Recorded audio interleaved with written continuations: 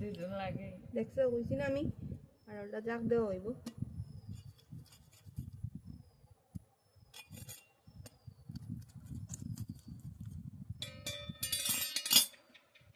let's see guys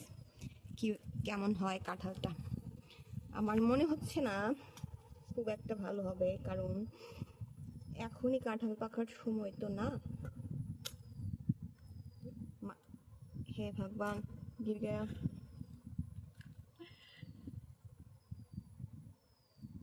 মা দেওয়া চলে